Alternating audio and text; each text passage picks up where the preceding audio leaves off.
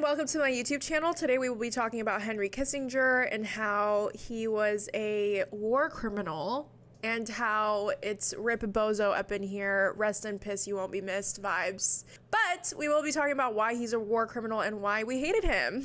So don't forget to like, subscribe, and comment to this video, and let's get it started. War criminal Henry Kissinger has finally died at age 100. In his lifetime, he's been responsible for some of the worst atrocities in history of the world. Here's a thread. Under Nixon, Kissinger oversaw the massacre of millions in Vietnam, Cambodia, Laos from 1969 to 1973. Kissinger was the mastermind behind the carpet bombing of Cambodia, which deliberately targeted civilians, personally approving all 3,875 bombing raids in Cambodia. So he personally approved of more than 1,000 carpet bombs in Cambodia, which, by the way, mainly impacted the civilians. Oh my god, look at this. More than 7.5 million tons of bombs were dropped in Vietnam, Laos, and Cambodia, double the amount dropped in Europe and Asia during the entirety of World War II. To this day, Laos remains the most bombed country in world history. That is insane.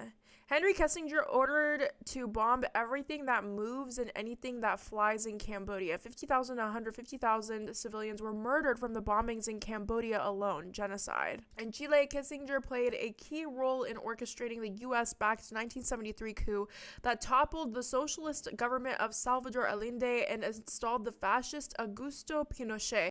Pinochet's brutal regime murdered thousands and subjected tens of thousands more to torture during his 16-year reign. The Estadio Nacional de Chile being used as a concentration camp after the coup. This is what's fascinating to me, right? There have been many countries outside of Germany that have had concentration camps in their history. Some of those concentration camps being very closely related to America. But for some reason, the only concentration camps that they teach you in K through 12 school in America is the German concentration camps, which is very important and everyone should know about because obviously the Nazis were bad. But why do we not hear about the concentration camps that were set up in other places of the world? You know, it doesn't make sense. We have to learn this type of stuff from Twitter. Kissinger aided the Pakistani dictator Yahya Khan against Bangladesh's liberation war of 1971, enabling the mass slaughter of an estimated 300,000 to 3 million people. Damn, look at this picture. Malnourished as hell. That is so sad. Kissinger authorized and armed Suharto, the fascist Indonesian dictator. Third dictator? Are you serious? In his genocidal invasion of East Timor in 1975, this campaign led to the death of over 200,000 Timorese through massacres and forced starvations. Oh god. In 1976, Kissinger gave his pre-approval to Argentina's right-wing military junta, or junta, I'm not sure, for their dirty war against leftists, resulting the brutal murder, torture, and disappearance of over 30,000 people. This picture alone is creepy. So let's see, that's another, a right-wing military is basically a dictatorship. It's the arm of a dictatorship. So what are we on now? The fourth dictatorship? When Klaus Schwab's mentor, the late Henry Kissinger, says it was a grave mistake to import so many people of totally different cultures and religions into the West because of the tensions that arise as a result of that, you can be absolutely certain that it was, oh God, that's what he actually said? Really? Henry, for you, being born in Germany and having survived the Holocaust, how does it feel if now on Berlin streets, Arabs are celebrating the attack on Israel publicly and are distributing sweets to other people?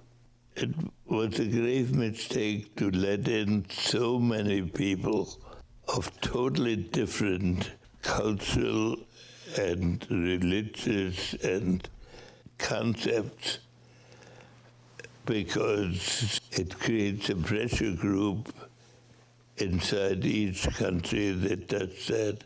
So he blamed the protest in support of Palestine on multiculturalism in America and how we should have just kept America white, in other words, so that this wouldn't happen. That is so racist. That is so racist. Honestly, you know what's insane to me is that a Holocaust survivor is saying that.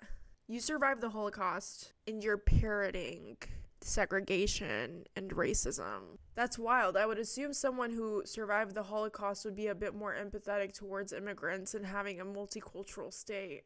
I guess not. Here's how many people he killed altogether. 3 million plus Vietnamese, 2.5 million Cambodian, 200,000 Laotians, 3 million Bangladeshis, 10,000 Indians, 10,000 Pakistanis, 15,000 Egyptians, 3,500 Syrians, 6,500 Cypriots, 40,000 Chileans, and 30,000 Argentinians. Oh, wow. Okay, it keeps on going. 10,000 Zimbabweans, 60,000.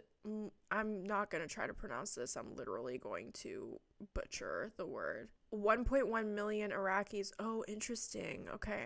I didn't know he had a hand in the Iraqi civilian deaths. Of course he did. West Saharans, Indonesians, East Timorians. Oh, East Timorian. Okay, yeah. Timorians went through a genocide as well.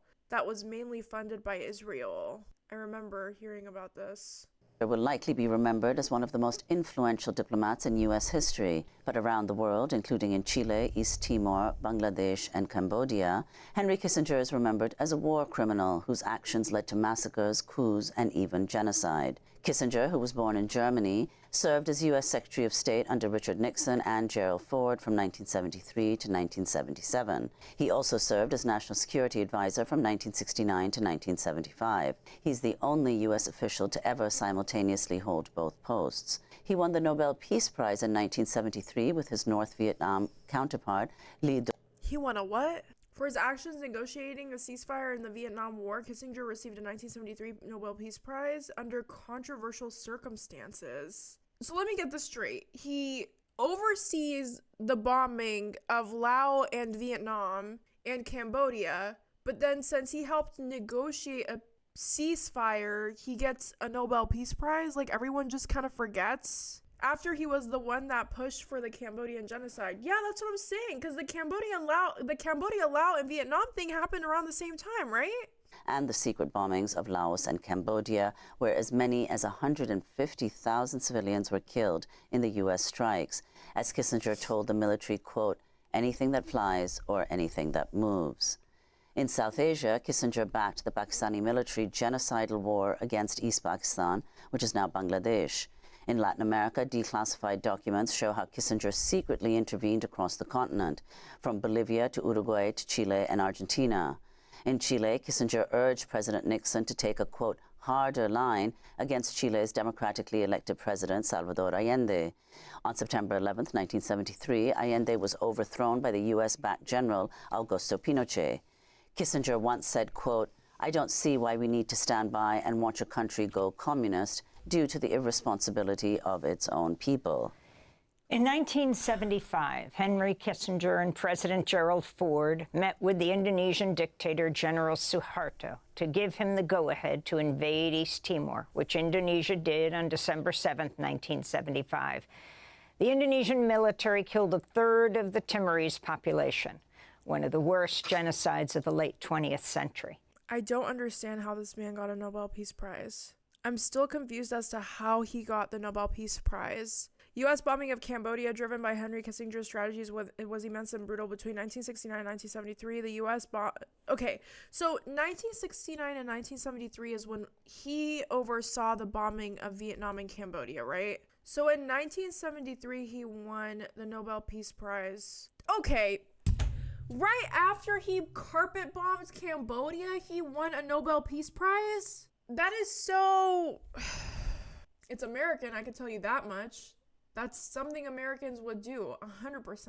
So everyone and their mama has been spreading this article, and the title of this article is Henry Kissinger, War Criminal Beloved by America's Ruling Class Finally Dies. And then it's archived under the Good Riddance section. So the Rolling Stone really popped off with this one, okay? They wasted no time. The infamy of Nixon's foreign policy architect sits eternally beside that of history's worst mass murderers. A deeper shame attaches to the country that celebrates him. Henry Kissinger died on Wednesday at his home in Connecticut. His consulting firm said in a statement, the notorious war criminal was 100 years old. Measuring purely by his confirmed kills, the worst mass murderer ever executed by the United States was the white supremacist terrorist Timothy McVeigh.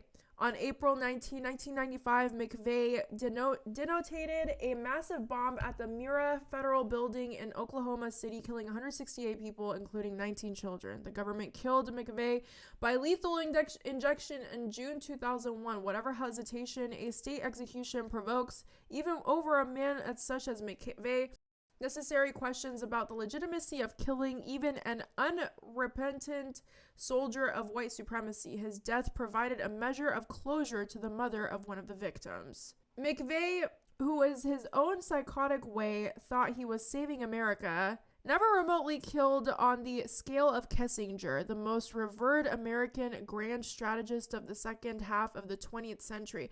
Oh, damn.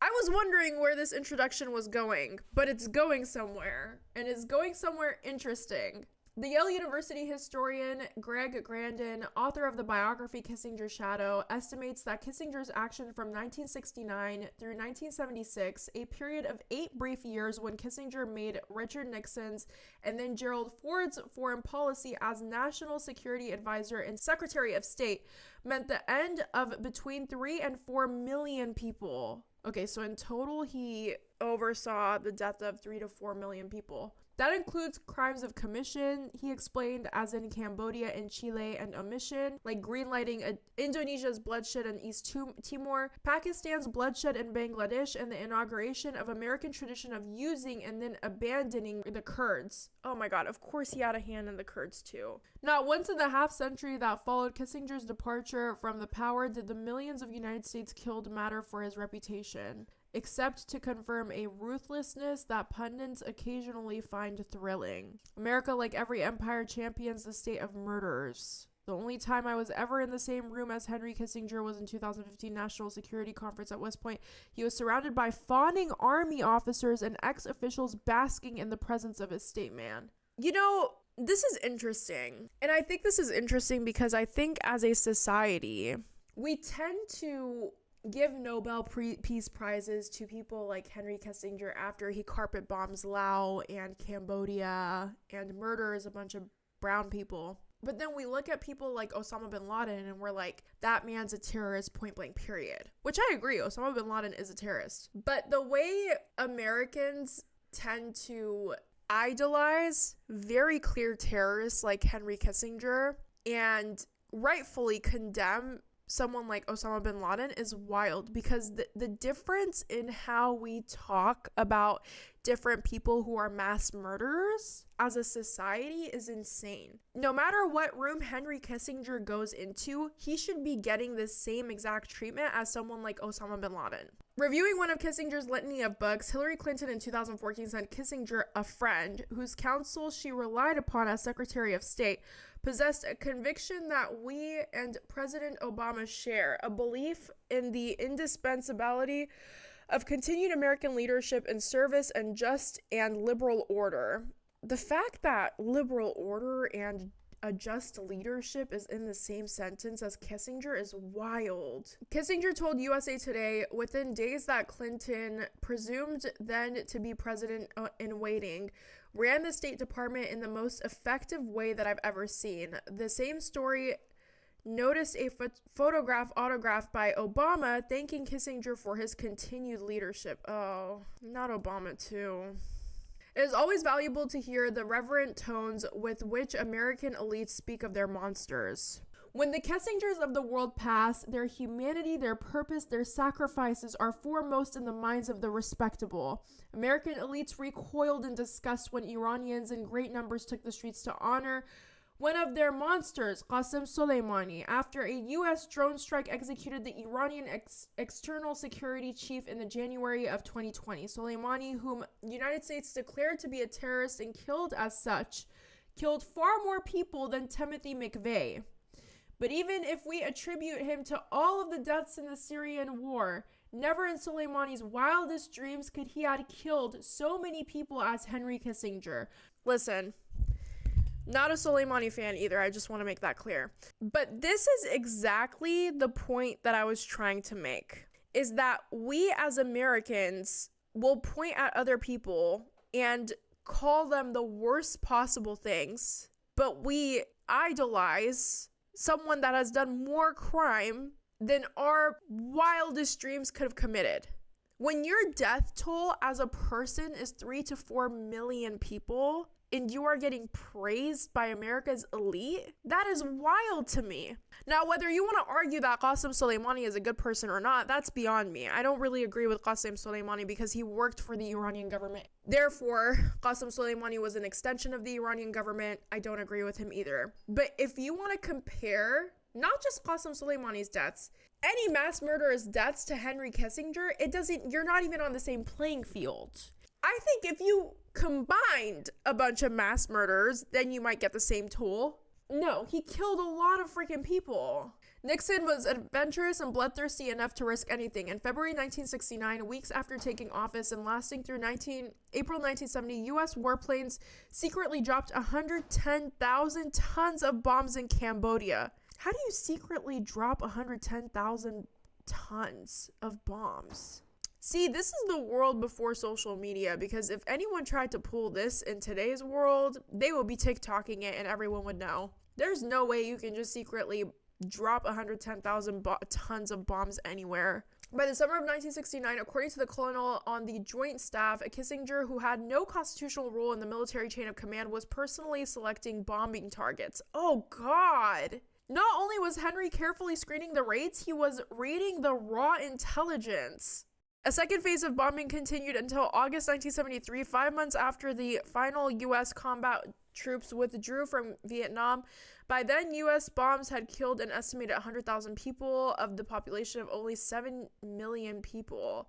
The final phase of bombing, which occurred after the Paris Peace Accords mandated U.S. withdrawal of Vietnam, was its most intense and act of cruel vengeance from thwarted superpower. Okay, let me get this straight. This man handpicks locations of where bombs are supposed to drop. And then after he handpicks the locations of where the bombs are supposed to be dropped, and he murders 100,000 people, they give him the Nobel Peace Prize. What a world we live in. You know what's crazy is that ignorance is truly bliss. The less you know about how this world runs, the better your mental health will be, because this world is messed up. 40 years later, and likely as a consequence, U.S. presidents routinely bomb countries in the U.S. is not at war with. They provide the barest minimum of disclosure that where the bombs have fallen, and often not even that. When the U.S. declared wars fail, as they did in Iraq and Afghanistan, their architects and stewards blame the client militaries and governments they propped up. They cover their troops' withdrawals with futile bombing campaigns that kill people so American statesmen can save face. Whether you realize it or not, when President Biden in July 2021 blamed the Afghans for losing the Afghanistan war, quote, the Afghan military collapsed sometimes without trying to fight, was a typical line. He was reaching for Nixon and Kissinger's template.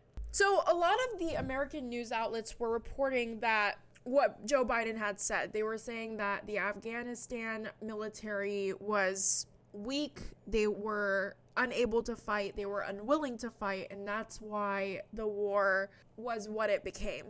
The context that they left out is that for months on end, Afghan soldiers were not getting paid.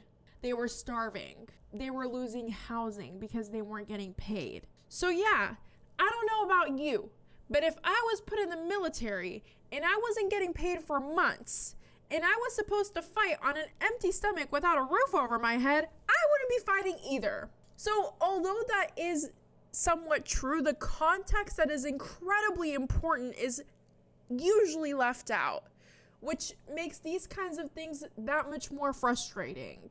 Because it's like, yeah, you can just point at the Afghan military and say, like, you guys lost because you guys didn't do anything, when you're not paying them, you're not feeding them, you're not making sure that they have a roof over their head, and then you just expect them to go gun blazing in front of the Taliban. That's not how it works, babes. To be honest, anyone can be a Henry Kissinger. He's looked at as if he's some sort of a strategist king. All he did was just bomb a bunch of poor people. I mean, anyone with the genocidal mindset can do that job. I don't understand why he's getting this kind of praise. I think the difference between Henry Kissinger and any other national advisor is the fact that Henry Kissinger was cold-blooded. Henry Kissinger was able to carry out mass murders of people that the average person with a normal brain would not be able to fathom wreaking that much hell onto humanity, right? Because there are people who took his place and or tried to keep up his legacy and couldn't. They had to quit because on a conscious level they couldn't do it. But Henry Kissinger is not only okay with being a genocidal freak, he also had the FBI wrapped around the palm of his fingers. So any person internally that he believed could be a target or a threat to whatever he was doing, he would just have the FBI scare them. And I don't know if you guys know, but like FBI is the highest level of policing. When you have a problem that local police doesn't look at, you go to the FBI. So if you're somebody that's trying to whistleblow on Henry Kissinger, he has the FBI in the palm of their hands. Where the hell do you go? This man basically has the power of God in his fingertips, and clearly he used it. Kissinger lived for over half a century in the world he made. He was its hubris. He could see that the Iraq war would be a disaster, but he went along with it anyways, declaring the case for removing Iraq's capacity of mass destruction as extremely strong. Kissinger's calculation, expressed in the noblest way possible, is that acceptance of an impending disaster is the price of influencing and hence mitigating it. Oh, okay, so basically civilians are collateral damage, of course. Iraq and broader war on terror that Kissinger wanted to expand on into an intelligence operation while the rest of the region gradually slides back to the pre-9/11 pattern, presaged the world Kissinger made coming apart at the foundations. The man who repositioned U.S. foreign policy as a wedge between Russia and China lived long enough to see February 4th declaration uniting Moscow and Beijing. The reactionary forces he encouraged at home and abroad are showing the world that the rules-based international order is about capitalism and not democracy.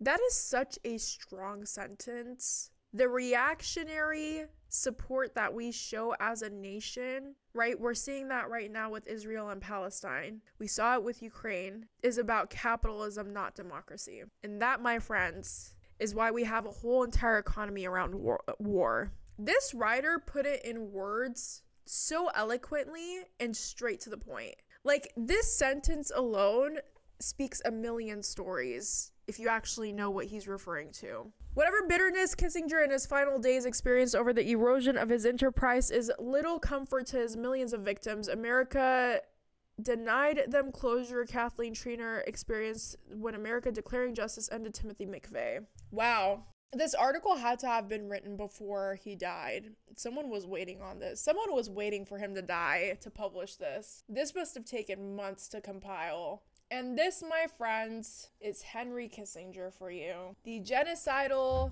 American warmongering freak. Rest in peace. You will not be missed. And that is the wrap up on Henry Kissinger. Thank you so much for checking out my YouTube channel. Please make sure you like, subscribe, and comment for more videos like this. And I will see you guys next time.